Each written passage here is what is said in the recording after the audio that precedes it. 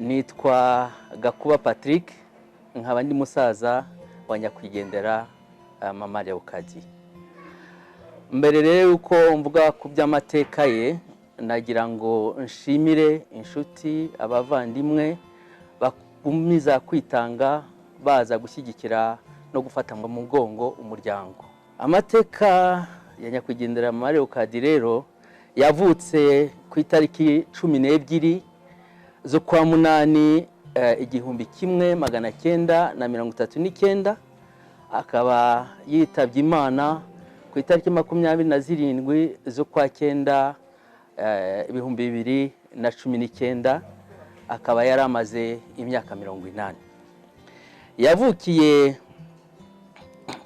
i Butare ahahoze hitwa Astrida, yiga ku ishuri ry'ibanze rya Butare, akomereza ku ishuri rya Menageri y'Inyanza, aho yabonye diplome mu 1956. Yigisha ku ishuri ry'Abaseur Blanche b'Ikadutu i Bukavu muri RDC. Yaje guhura n'umusore w'umu assistant médical wakoraga muri laboratoire médical, akaba ari nawe wamubereye umutware witwa Ndayitabi Daniel.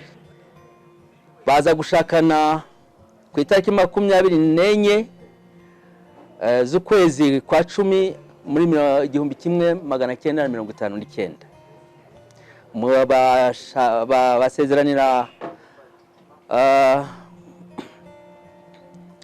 mu Kiliziya Katolike y'i Butare ahitwaga Astrida,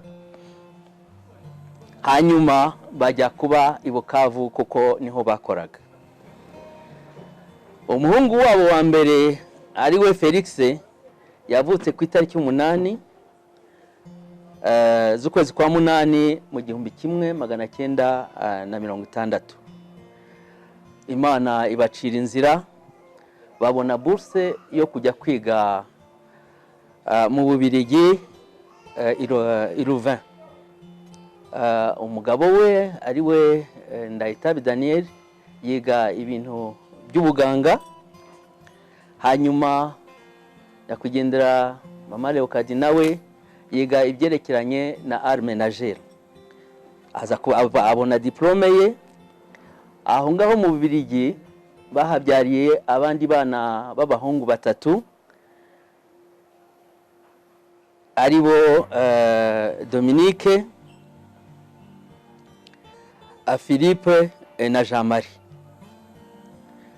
Nyuma bataha bagaruka muri Kongo mu 1965, bajya baba Irvanium i Kinshasa. Akajya akora ibintu byinshi, agafasha abafasha b'abarimu bigishaga Irvanium, abaganga n'abandi, ariko akora n'ibindi bintu byinshi cyane. Akabigisha guteka, gufata urugo neza, kwita ku bashyitsi n'ibindi byinshi cyane. Hanyuma i Kinshasa baza kubyara abandi bana b'abakobwa, Benedicte na Daniela Mercedes. Hanyuma haza gukurikiraho abandi bahungu 2 ari bo Aimé na Serge. Bose hamwe rero bari bafite abana 8. Ariko nubwo tuvuga ngo abana 8, hari n'abandi biruhande bazaga, koko yafashije abantu benshi cyane, n'abandi bana benshi barazaga badafite ubushobozi, akabafasha akabashyira mu mashuri nabo bakiga. Yabaga afite buri gihe umwanya wo kwita ku bantu batishoboye, abafite ibibazo bakamugana, akakora ibishoboka byose kugira ngo ababonere igisubizo. mu rugo iwe ntabwo higeze habura umwanya. Abantu bose benshi bageraga i Kinshasa badafite aho bashyikira, niho hantu hambere bageraga, kandi inzu wasangaga iteka irimwo abantu benshi. Ariko nubwo habaga abantu benshi, kubera umutima wagutse yari afite, nta wigeze abura icyo arya, nta wabuze icyanywa, nta wabuze aho arara, kandi ugasanga abantu bose baguwe neza. Ntabwo yigeze yicara cyangwa se ngo arere amaboko. Yabaga yagiye mu mirimo yo mu kiliziya, akigisha abamama ibya gatigisimu, agafasha abamarene abo bitaga groupe Les Brebis de Jésus. Ntabwo mbese yigeze yicara ngo arere amaboko cyangwa se usange nta kintu afite akora. Yabaga afite ikintu uteka cyo gukora. Ubwo rero akaba atashye asize abana 6, abuzukuru 15 ndetse n'abuzukuruza 2. Ndumva mu magambo make asize umuryango mugari, kandi umuryango umeze neza, kubera ko yabatoje uburyo bwo kubaho, bwo gukora, bwo kutarira amaboko, kandi bwo kwita no kubabagana bose. Urebye mu by'ukuri umuntu avuze iby'amateka ye byaba birebire cyane, nta nubwo twabivuga ngo tuzabirangize. Ariko yenda mbere yuko ndangiza, nagira ngo mvuge kuri wa mutima wagutse yari afite. Yenda twavuze ko yafashaga abandi, ariko mbere yuko afasha abandi yafashije n'umuryango cyane. Ni umuntu washatse umuryango we aho wari uri hirya no hino, kugira ngo nabo bagire icyo bigezaho. Yenda ndavuga nko kuri jyewe, yaje Bujumbura aje gusura umuryango wavuye i Kinshasa. Ahageze turabonana, arambaza amakuru, ambaza uko mbayeho, ndabimubwira. Arambwira ati witegure, umwanya nuboneka uzaze hariya kugira ngo wige mu ishuri rizima. Amaze kugenda nitegura, nshaka ndetse na biye, ndamukurikira. Ndaza ngeze i Goma, kubera ko indege z'icyo gihe zari zigoye cyane, hagendaga umuntu ufite umusukuma. Ariko Imana iza gukora ibitangaza, turahahurira. Yari umuntu wubahwa n'abantu cyane, kandi wakundwaga n'abantu benshi cyane. Ubwo ngubwo yarasabye gusa, asaba umwanya mu ndege, turazana tugerana i Kinshasa. Nabaye iwe, yishyurira amashuri. Ntabwo mbese yigeze haba itandukaniro hagati y'abana be nanjye, kuko icyo yakoreraga abana be nanjye yarakinkoreraga. Baravuga ngo nta zibana zidakomanya amahembe, ariko niyo habaga ikibazo, icyo nshima cyane nuko mwahuraga mukaganira, ndetse ugasaba n'imbabazi, ibintu bikasubira mu buryo. Maman, c'est difficile de parler de maman en quelques mots, parce que pour nous, maman, c'est une légende, c'est une bibliothèque. Maman, pour moi, je la vois comme une femme battante, une femme qui sait ce qu'elle veut, remplie de caractère, une femme pieuse. D'ailleurs, dans sa chambre, elle avait toujours une chapelle ardente, personne ne pouvait y toucher, c'est la seule qui pouvait y toucher. Elle a été à plusieurs reprises à Rome, elle a eu plusieurs reprises voir le pape, et à chaque fois elle a ramené des chapelets, elle faisait des collections, elle en avait beaucoup. Elle avait toujours un chapelet sur elle. Elle se réveillait chaque matin pour aller à l'église, à 6 h du matin, elle était debout pour aller à l'église. Et elle se fatiguait, elle ne se lassait jamais. Ce que je retiens d'elle en particulier, on l'appelle championne, elle a eu tout plein de noms. On l'appelle championne parce qu'elle s'est battue. Et dans sa maladie, elle n'a jamais montré elle n'a jamais montré la peur, elle n'a jamais montré qu'elle avait mal, alors qu'elle savait qu'elle arrivait à sa fin, elle le disait même. Elle a toujours été tête haute. Et que même au moment où elle n'arrivait pas à marcher, qu'on voulait la porter, elle disait laissez-moi, je ne veux pas être qu'on me voit diminuer. C'est notre championne, elle a eu tous les mots, tous les noms qui puissent exister au monde. Je retiens d'elle cet amour du prochain, parce que chez nous, à la maison a toujours été grande ouverte, il n'y a jamais eu d'étrangers chez nous, tout le monde était bien accueilli, la table a toujours été un repas de festin. Elle ne choisissait pas. Quand on était au Congo, il n'y avait pas, elle ne regardait pas qu'il est d'origine rwandaise ou non. Elle a eu tout le monde. On a eu tout le monde sous le toit à la maison. Elle nous a appris beaucoup. Elle nous a forgés de main de maître d'ailleurs. C'est une éducatrice, c'est une institutrice. C'est une meneuse, bien, une meneuse. Voilà, je retiendrai d'elle le grand cœur. Elle avait un grand cœur et dans son cœur, il y avait la place pour tout le monde, pas que pour ses enfants. Son amour du prochain. Son amour du prochain, je l'ai déjà dit, je me répète. Elle se souciait même des voisins. Elle voulait savoir si les voisins avaient de quoi manger. Cet amour du prochain, je sais que même si je le faisais, je n'arriverais jamais à sa hauteur. Mais je me souviendrai d'elle, de cet amour du prochain, comment elle a aimé les autres, comment elle a toujours été dévouée et comment elle était prête à aider tout le monde. Maman, c'était plus donne toujours le meilleur de toi-même. N'attends pas d'être servi, sers avant. N'attends pas d'être servi. Fais ce que tu peux faire pour les autres, mais n'attends pas que les autres en retour fassent quelque chose pour toi. Et c'est ça la vie de maman en fait. Maman était fatiguée, elle était très fatiguée, et elle le disait même. Et elle m'a dit, j'ai dit maman, c'est le 7 septembre. Le 7 septembre, je lui dis, parce que papa est décédé en 7 septembre. Je lui dis maman, c'est le 7 septembre. Maman qui dit, oh, j'aimerais pas mourir en septembre. Je lui ai dit maman, on n'a rien à dire. C'est pas nous qui décidons quand est-ce que nous partons. Et puis je dis, en septembre, est née Dani Chris. Dani Chris, c'est la fille aînée de Philippe. Le 7 septembre, Dani Chris est née 2 ans après le décès de papa. Et le 19 septembre est né Yanis, le fils aîné de Aimé, grand-père. Je dis, en septembre, on a 2 fêtes, on a 2 anniversaires. Il y a Dani Chris et il y a Yanis. Pour moi, si tu veux partir en septembre, c'est bon maman, repose-toi parce que tu es fatiguée. Elle dit, je suis fatiguée.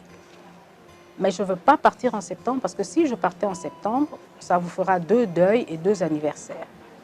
Alors, je ne voudrais pas ça, je ne voudrais pas vous faire ça. Je dis, maman, qui sait, peut-être que le destin est fait comme ça, peut-être que le destin est fait ainsi. Mais sache que si il faut que tu partes en septembre, nous on est prêts. Et je sais que tu es prête aussi. Elle dit oui, je suis prête parce que je suis fatiguée. Mais je ne veux pas partir en septembre, je ne veux pas vous faire ça. J'ai dit, maman, on acceptera ça. Si ça arrivait, on l'acceptera. Et elle s'est battue jusqu'au 27 septembre. En fait, la dernière vraie discussion que j'ai eue avec elle, c'était celle-là. Qu'est-ce que je vais lui dire? Ben, maman, merci. Merci d'abord, parce qu'on a eu une éducation très sévère. C'est pas un secret, tout le monde le sait.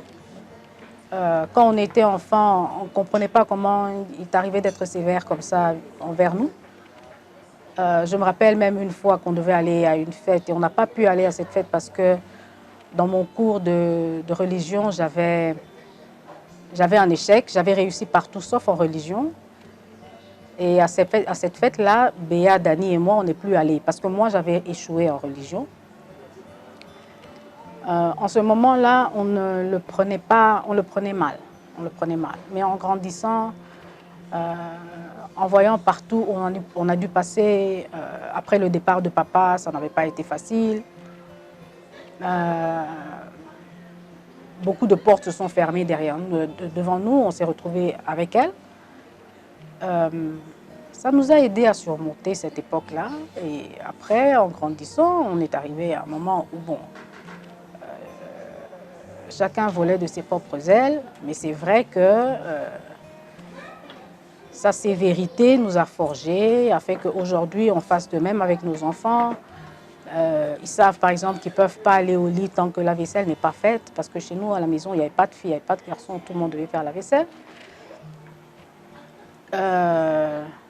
En fait, on a été dans une grande école. Dans une grande école, et ça je me souviendrai d'elle. Et aujourd'hui j'essaie de le refaire avec mes enfants. Je sais que je ne suis pas à ta hauteur. J'essaie de le refaire. Mais tout ce que je dirais, c'est merci. Merci d'avoir été là pour nous, dans les bons et les mauvais moments. Merci de nous avoir jamais montré ton chagrin. Parce que tu aurais dit une fois à une cousine, un adage en Kinyarwanda que je ne pourrais pas répéter parce que j'ai difficile, où elle dit un adage avec un lapin, que le lapin nourrit ses enfants quand ils sont petits, et une fois que le lapin vieillit, il est nourri par ses enfants.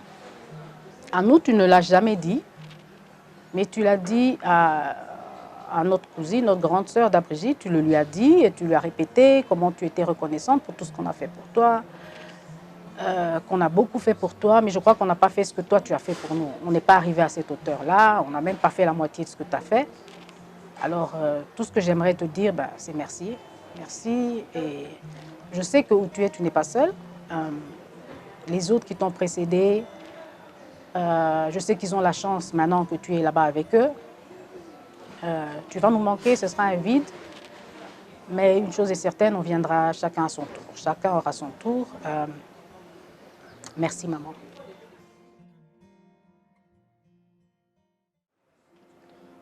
Nitwa Bugeni Laurence, ndi nièce tante Leokadi. Papa wanjye ni musaza we. Mvuze bya tante Leokadi, simbizi niba nza kurangiza. Kuva ndi umwana yarankundaga ku buryo sinzi ukuntu navuga urwo rukundo, cyane cyane ko nari ndi njyenyine umukobwa mu bana ba musaza we. Yacunganaga na vacances yarageraga, umunsi wakurikiragaho yahitaga aza, nkabona yaparitse imodoka nkahita amenya icyo aje gukora mu rugo, aje kumfata. Byari umuntu sinzi, ngewe nabonaga ari special, kuko twe twabonaga ko akazi ariko yari urukundo. Twire turuvaga turi abana benshi, akadusasira twese muri salon. Nibuka yakunda kudusasira muri salon rouge, niko twahitaga. Akatwicara hagati, akatwigisha indirimbo z'Imana, kuko yakundaga gusenga cyane. Akatwigisha amajeu, kugeza igihe ibitotsi biza kudufata tugasinzira. Kandi yangaga abana batakundaga kurya, kandi nari ndi muri abo bana. Tante Leokadi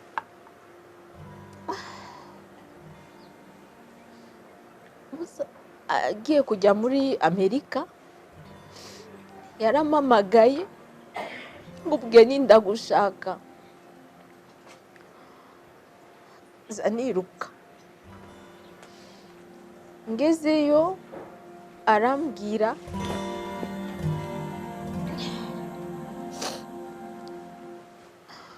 fasha gufunga valise. Ntabwo ndi kubishobora. Tutangira gufunga valise, ambwira ibyo nshira muri valise n'ibyo ndeka. Tugeze hagati arambwira, ariko wowe uracyari umuhungu. Ni oya, kubera iki ko sigaye nambara amakanzu n'amajipo, ko none se ugira ibitenge? Nakwambara igitenge nazi kuyambara, kukenyera. Arambwira guruka, anyigisha ukuntu bakenyera igitenge. Abonye nabishoboye, ahitamo akado ya 2 pièces binadoze n'iribaya yayo.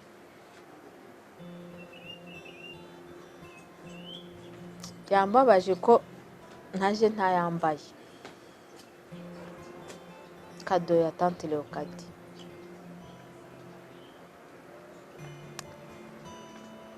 Umunsi ava muri Amerika narishimye cyane. Dani yamaze kumbwira ko tante Leokadi azaza, narishimye. Ntabwo ubukwe bwanjye bufite umugisha, batante banjye bose bazaba bahari. Uwo nashakaga cyane yari tante Leokadi, kuko niwe numvaga atazaza kubera uburwayi, ariko Dani yambwiye ngo azaza. Narishimye, nagiye nshimira Imana,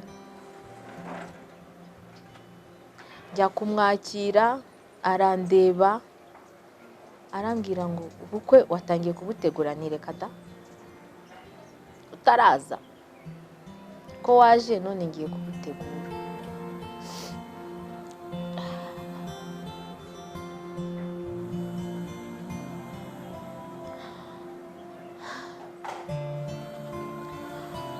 Umunsi bucya aba ubukwe, naraje kumureba kuko nazaga buri gihe kumufasha, kumuha icyo kurya.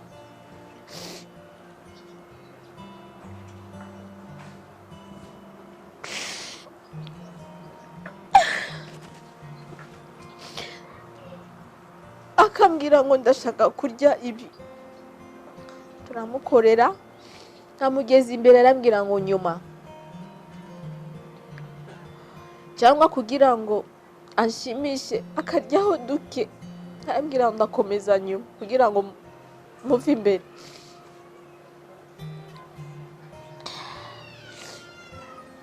Umunsi bucya ari ubukwe bwanjye, naramubwiye tante ko mbona unaniwe cyane, ubu se uzashobora kuza mu bukwe bwanjye?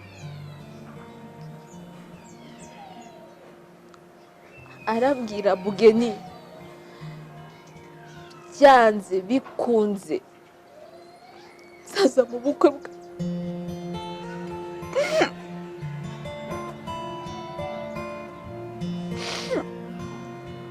Umunsi w'ubukwe Ben arambwira ngo ntabwo aza kushobora kuza, arananiwe cyane. Narababaye ariko sinabimwereka.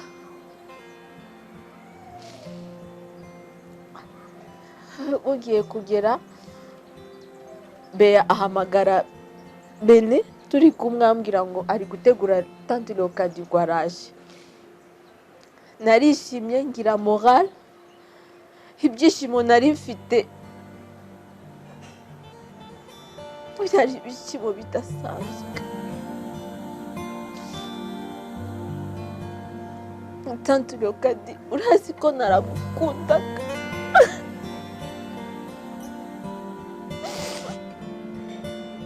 Nanjye ndabizi ko warankundaga.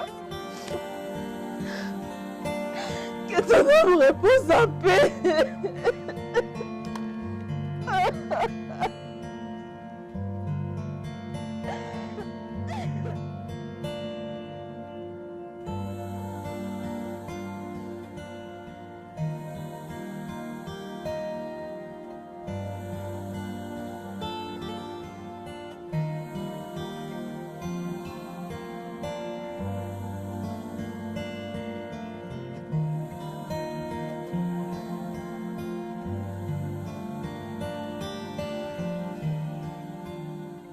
Bonjour, bonsoir.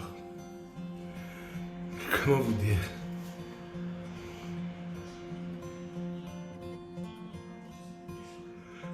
Maman... Ok, maman vient de partir. Nous perdons une maman. Il y a des petits qui perdent une grand-mère. Il y a d'autres qui perdent une arrière-grand-mère. Et il y a juste... ces tout petits qui, eux, sont tellement petits qu'ils ne comprennent pas. Comme Liam qui me dit « Papi, ouais, mais Liam, c'est mon petit-fils. » il demande après son arrière-grand-mère. Comme Angela, on ferme la chambre là où maman dormait. Elle dit, mais pourquoi vous enfermez mémé dedans? Ce sont des petits moments comme ça qui montrent qu'elle avait beaucoup d'affection pour ses enfants, ses arrière-petits-enfants, petits-enfants. Je me souviens des discussions qu'elle avait avec Yvon. Comment Yvon la dérangeait tout le temps. Comment dire, pas déranger, là. Tout tease, tout ça, c'est... Il y a tellement, je ne sais pas, il y a tellement de choses qu'on peut dire. Et pour tous ceux qui vont voir cette vidéo, je dis merci de nous avoir assistés. Je ne peux pas parler plus longuement. Ok. Juste des prières pour elle. Merci d'être là pour nous. Dear Grandma, Kokolo Leokadi, Miss Naitabi. It's hard. We were supposed to meet in August, last August. We planned a trip to come to you to the USA, and you promised me to wait on us. But when we arrived, you already went to Kigali because, well, the doctor said they couldn't do anything for you. When the news came, it was hard for me. And after that, I called you a couple of times and asked you to wait on us, at least before you went to heaven. But yeah, God needed you before we had the chance to meet, and you to meet this beautiful lady. But I'll do my best for you in heaven, so she won't forget who you are. And yeah, it's hard, but yes, until we meet again. And I hope you will guide us from above, like you always have done. And big kisses and big hugs to Papa Philippe. At least now you are together, and we're gonna miss you. Yambereye muvandimwe mwiza, yanyeretse umuryango kugezana n'ubu bamfashe neza, barankunda nanjye ndabakunda, hari nzapfa kinkunda nanjye mukunda. Naraje hano nsanga ararwaye, ndavuga nti sinagenda ntamugwaje, nguma hano tumarana igihe kirekire mugwaje iminsi itari mike tuganira. Aho mu bugwayi bwiwe yarihanganye cyane, no kuvuga yaravuga ati ndababara umubiri wose ntiniriwe hangane, niko bimera ubugwayi niko bumera. Akambwira ati Imana iri hirangirira ibintu byiza, Imana iri hiranyongerera ibintu byiza, n'ibintu Imana igukorera ni ibiki?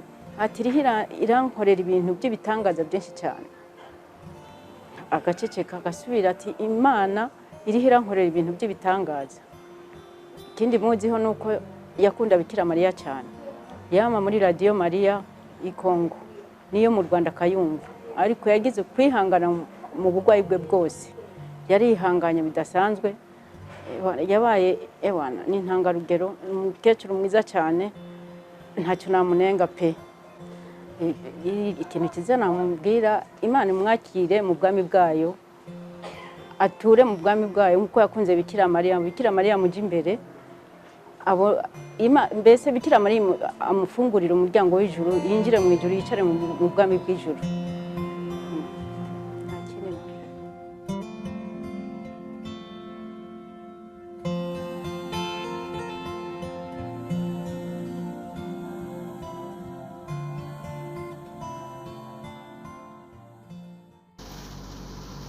Mémé Leokadi, je ne sais contenir mes larmes, car tu as été tout pour nous.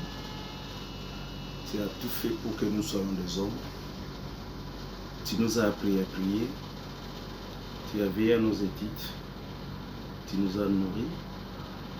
Et surtout, le dernier souvenir que je garde de vous, c'est me réveiller chaque matin pour aller à l'église. Tu as servi le Seigneur toute ta vie et toute la communauté de Livoulou, tous les chrétiens, les mamans catholiques, les brebis, les choristes sont en train de t'éclairer. Ça nous fait mal au cœur, mais nous savons que vous êtes à côté de Dieu, parce que toute ta vie tu as servi. Nitwa Gabira Benoît. Ndashaka kuvuga gato ku mubyeyi wacu. Umubyeyi twamenyanye ndi umwana nyuma y'intambara 1999. Umubyeyi mu kumenyana ntabwo nari nisanzwe muzi bitewe n'ibibazo byabaye mu Rwanda. Byabaye ngombwa ndi gukina n'abandi bana nk'uko bisanzwe aho twabaga i Butare bita Ingoma. Umubyeyi aranyitegereza umunsi umwe arampamagara ambwira ati ntabwo uri umuhungu wa Gasirabo. Numva ndatunguwe cyane kuko amateka yanjye yari maremare ntabwo nimvishaga ko ari umuntu ubizi. Nuko arambwira ati ugomba kuza nkaba ndi kumwe nawe kuko so turaziranye. Njye ntabwo nari muzi cyane ariko mfite uburyo namumenye mu myaka mike twabanye kuko twabanye mu nzu. Ntabwo mfite ibintu byinshi navuga kuri mama, ni byinshi cyane gusa soza mu cyumweru gitaha nari ndi hano naje kumureba turaganira ariko ntabwo yari agifite imbaraga zo kuvuga ibintu byinshi. Gusa ngiye gusubira i Huye byabaye ngombwa ko nza gusezera mama mu cyumba aho yari aryamiye muri position y'urubavu. Biba ngombwa ko nurira igitanda nanjye ndyamira urundi turarebana. Ndamubwira mama urumva umeze gute ariko mfite ikiniga kuko amaso yaranyerekaga ko atameze neza. Ndamubwira mama ihangane, arambwira no ndimo ndaribwa cyane ariko mu ijwi ritoya. Ndangije ndamubwira mama rero nsubiye i Butare ndifuza kumpa umugisha. Basi afata ku gahanga arasengera ampa umugisha. Ndamubwira urakoze cyane ku buryo gusa iyo mbyibutse birananira kwihangana kuko niryo jambo duheruka kuvugana ampa umugisha. Ngenda nahise mbwira grand frère Serge ndamubwira ndugu yangu mama iko fo lakini namusabye umugisha wanjye ibisigaye ni ibya Nyagasani. Muri make nta bintu byinshi mfite byo kuvuga kuko nzi neza ko bamuvuga ni benshi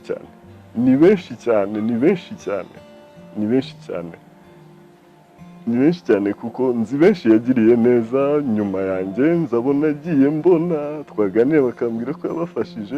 Gusa ikintu cya mbere nasaba famiye yacu muri rusange nifuza kandi nibaza ko naho yagiye aricyo arimo atwifuriza gukundana memo no kubaha Imana tout simplement.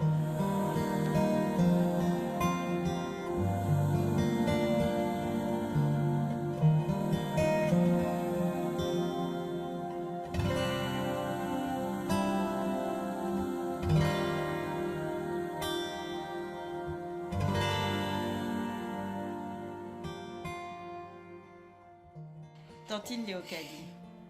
Ah, maman, qu'est-ce que tu nous as marqué par ton accueil si chaleureux quand on venait à la maison à Livoulou. Par un bon verre de lait, obligatoire bien sûr. Femme de rigueur, par son éducation et le respect envers les autres.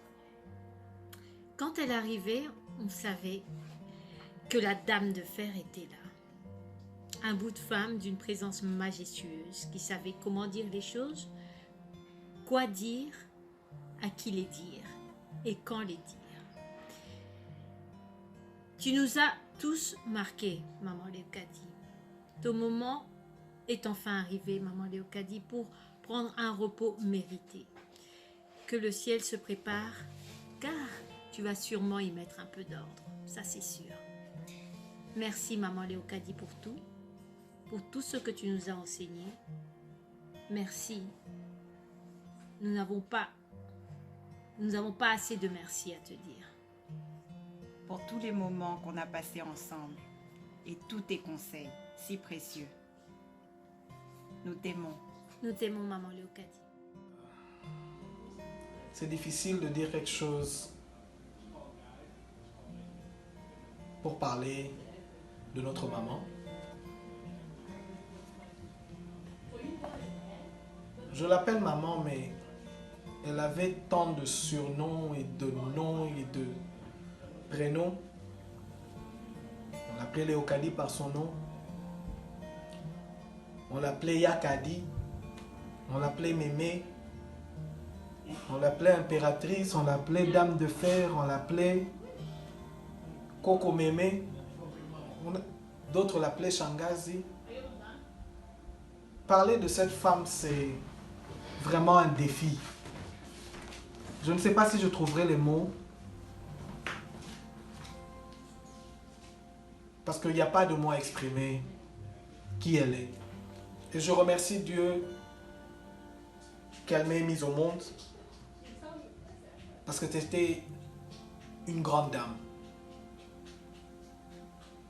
Brièvement, je vais parler comment tout ce processus a commencé. Elle a eu son premier diagnostic du cancer du sein. J'étais avec elle quand le médecin le lui a annoncé. Elle a dit, après que le médecin lui ait dit qu'elle avait un cancer du sein, elle a regardé le médecin dans les yeux et lui a dit calmement, si Dieu a permis que ce cancer entre dans mon corps, ce même Dieu permettra que ce cancer guérisse. Et s'il ne veut pas que je guérisse, je partirai auprès de lui, je n'ai pas peur. Je l'avais regardé birandenga muruko nifata nishira mu mwanya we ndavuga ngo uyu mugore ari we mubyeyi wanjye ni umugore ukomeye.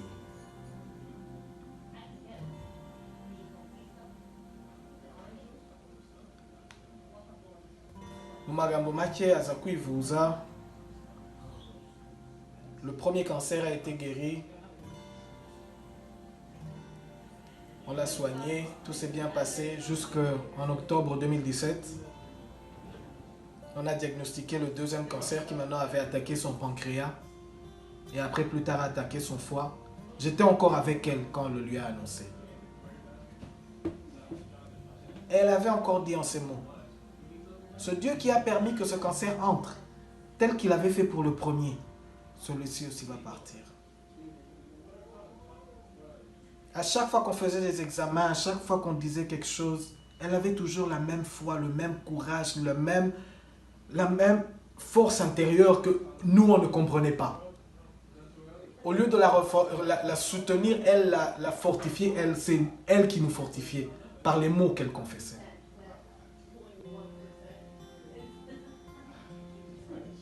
Quand les médecins ont décidé d'arrêter la chimio, le premier jour, je n'étais pas là. Mais le médecin a demandé de me voir. Je suis allé voir le médecin, je me suis déplacé de chez moi. Juste pour venir voir le médecin.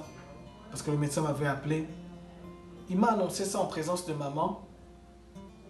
Et maman m'a dit, elle m'a dit en Kinyarwanda, elle m'a dit, kuki bashaka kurangiza iminsi yanjye imbere y'Imana. Imana ntiravuga iminsi yanjye nzabaho. Ntirarangiza iminsi yanjye. Dieu n'a pas encore terminé les jours que j'avais à vivre sur terre. Pourquoi il cherche à m'emporter tôt? Il a dit, je partirai au jour du Seigneur et non au jour du médecin.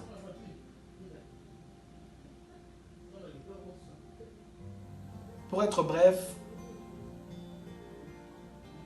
On avait continué à garder contact quand elle est rentrée à Kigali.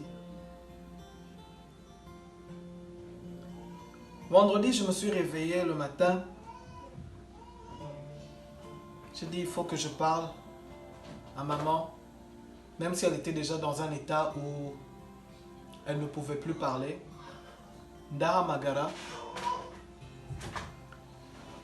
muhamagaye, ntabwo kibasha kuvuga, yari afite sonde na oxygène, ariko nibwira ko nizera ko yanyumvaga. Mubwira amagambo make, hanyuma nkomeza kumureba. Les mots que je lui ai dit, namubwiye, maman, ntugire ubwoba, ndimo ndagusengera, turi kumwe kandi Imana yawe ntiyagutereranye, muri kumwe. Et l'infirmière est entrée. On a dû couper. C'était ma femme, Diane, qui avait le téléphone. On a dû couper parce qu'il devait la nourrir. 2 minutes après, on m'a appelé pour me dire que maman était partie.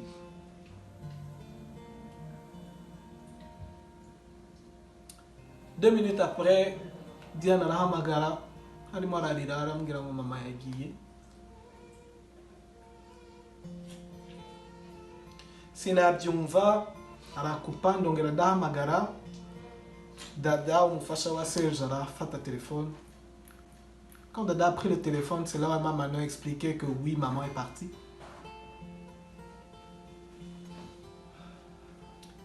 C'était très difficile pour moi à le réaliser. Je lui ai demandé de garder l'appel vidéo, je voulais regarder. Pour que de moi-même je puisse voir qu'elle ne respirait plus. Effectivement, elle ne respirait plus.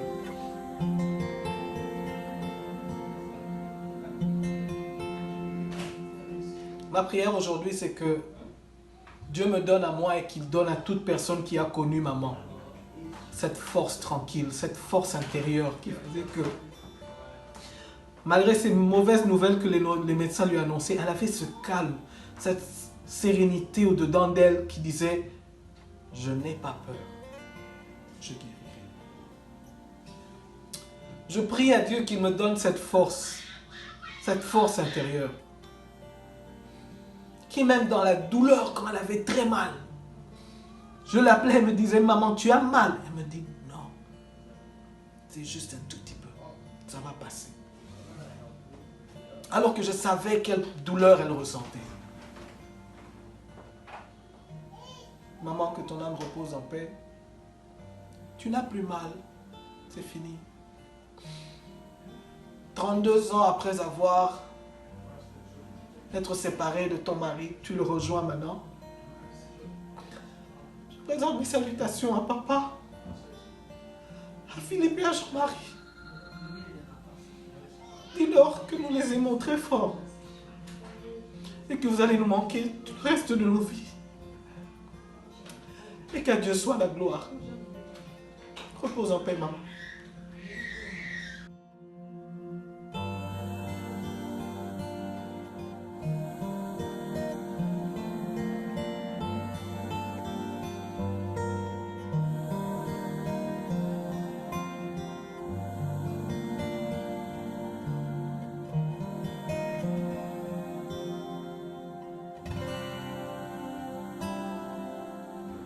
My name is Noela Ndaitabi.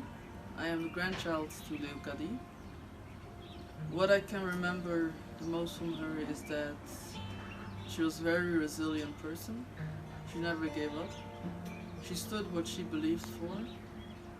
And the foremost thing that she taught me is to always believe in myself, follow my dreams and ambitions, and go for it.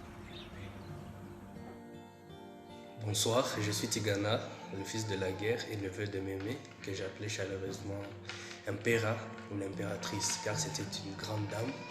C'était une femme de caractère qu'elle a d'ailleurs prouvé à sa maladie, car elle a vraiment longuement combattu cette maladie, courageusement. Les souvenirs, il y en a plein. Mémé est partie, elle nous laisse beaucoup de souvenirs, mais quand même, je peux en citer quelques-uns. Je me souviens du rôle qu'elle a joué pour mes sacrements, la communion et la confirmation. Mémé est une maman qui a passé toute sa vie aux côtés de l'église. C'était une chrétienne dévouée. Et le fait que je sois son neveu et que je ne sois pas confirmé, ça l'agaçait beaucoup. Et elle m'a vraiment poussé jusqu'à ce que j'ai les sacrements à 15 ans. Et je me souviens, elle était toute joyeuse, fière de mon accomplissement. Et ça, c'est un grand souvenir que je garde d'elle. Autre souvenir, c'est le rôle que je jouais à Livoul pendant les vacances. Le rôle de messager, je pouvais aller à Elim au centre 3 fois par jour. Et ça me faisait plaisir car je rencontrais les prêtres 3 fois par jour. Et c'était vraiment bien. Mais le souvenir que je garde plus chaleureusement et au fin fond de mon cœur, il est si récent. C'est le 10 septembre dernier. Je suis passé voir Mémé, c'était mon anniversaire et je devais retourner à l'intérieur. Elle était couchée, elle m'avait dit qu'elle avait très froid.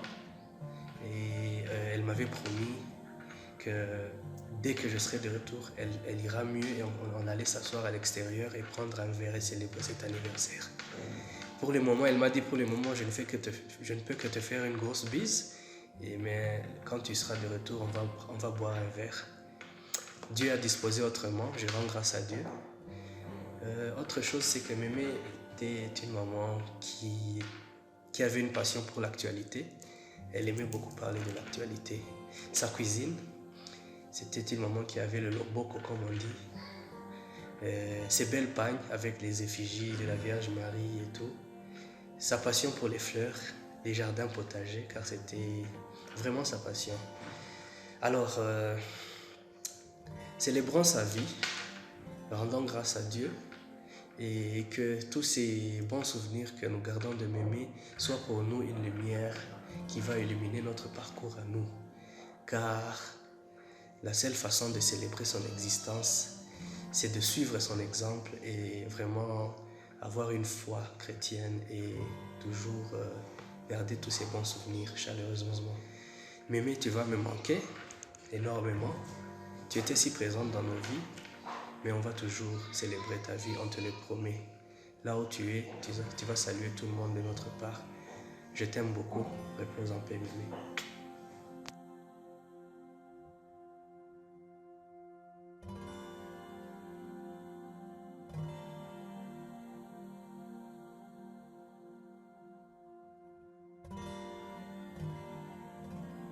mwibukiraho nuko yari umugore w'intwari niyo yagutongonyaga ariko yaragarukaga akakubwira ati nagutonganije kuko wakoze iki n'iki akongera akakugira inama mukigarura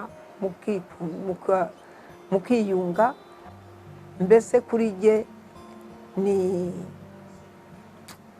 yari igihozo cyanjye njye nawe yababazwaga n'umuntu utumva amagambo ye kuko amagambo ye abantu bose bakonsideraga ko ari severe kandi yavugaga iby'ukuri ariko nyuma yaho baza kumbaza nkabasobanurira nkabururu bigatuma abantu bose babana nawe ugiye uko nabibonaga kandi nawe yarabizi ari abana be ari abagabo babo ari ibisengeneza be bose bari banzi ko unyuri wanjye ati nitunyura kwa mupeta arakemura ikibazo cyose n'uduhuza n'amasenge cyangwa na mama ariko bamubwira ngo hari umugore uri mu bitaro warembye uri kunda ako kanya agateka ibyo kurya ateka mbiteke yenda baraza kumbwira ko yabyaye ngende mugemurire kwa muganga kabiteka karangiza gategereza ubwo bakamubwira bati mukakana karabyaye ugakinjira mu modoka ari n'ibyo kurya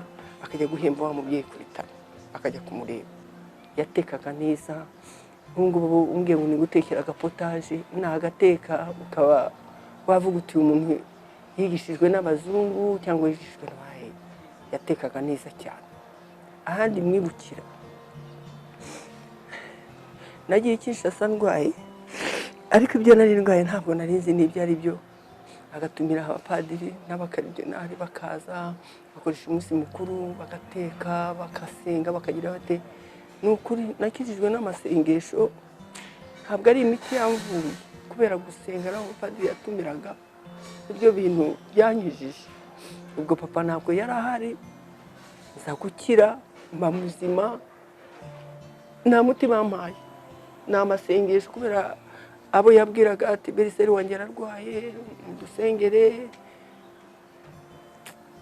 nta nubwo nanaryaga nangaga no kurya ariko ese rimwe nza kugira gucyaha numva nkunze kurya numva kuganira n'abantu gerageza n'abantu baje nkajya mu nzu mwihisha ngo hatagira bambona ndarwaye ntabwo nirukaga ku gasozi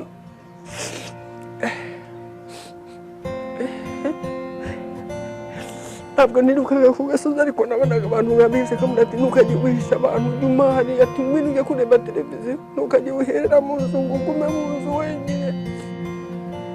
Urabona papa Ndayitabi na papa wanjye baravukana. Njye navukiye muri Tanzania, navuye muri Tanzania ndi umwana mfite imyaka 13 ndajya Kinshasa. Nashikiye mu maboko ya mama. Mama yaratureze, bana turaho neza, batwishyura amashuri, nabanye nawe nka mama mubyeyi, ntacyo namugaya, ntacyo navuga iki, ni mama. Narageze mfite imyaka 13, ndigayo ndabayo ndarererewayo ndakurayo n'umukuru wanjye yitwa Ali. Niyo twabaga maboko ye anyishira amashuri imyenda n'iki byose. Twavuga par exemple twavuga gukina umupira ukaza gushaka kujya kuryama utaroga, yari ikibazo gikomeye cyane. Yari ikibazo gikomeye cyane, yagusoraga nabi cyane mu buriri, twatinyaga amazi ugasanga gusoye mu jya koga usanga nicyo kintu cyane yatukurikiraga hafi cyane akantu kose wakoraga ukurikirana nk'umubyeyi. Tuzamwibukira ku gukunda abantu kwe.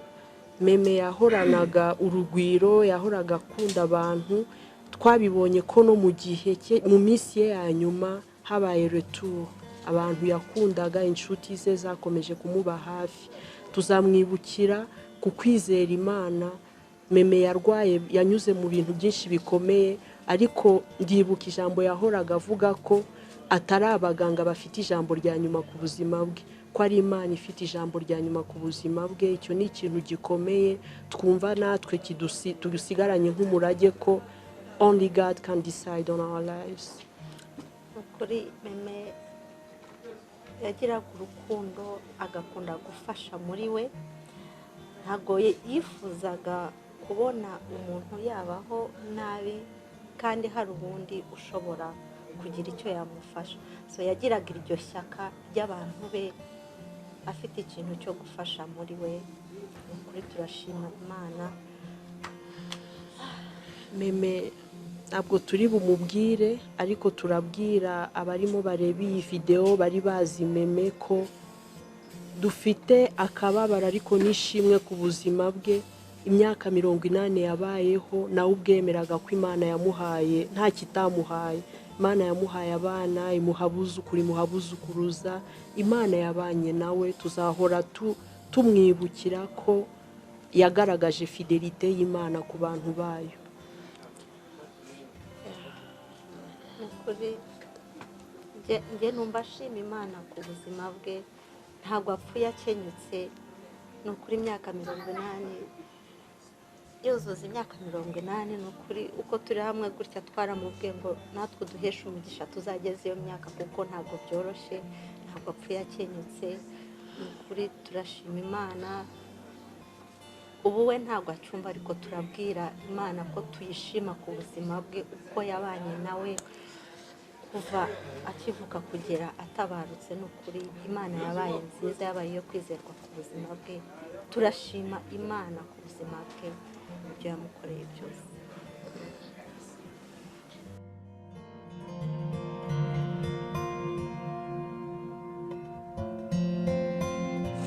Ndumva nta bindi navuga ko nkomeje kuvuga nabi.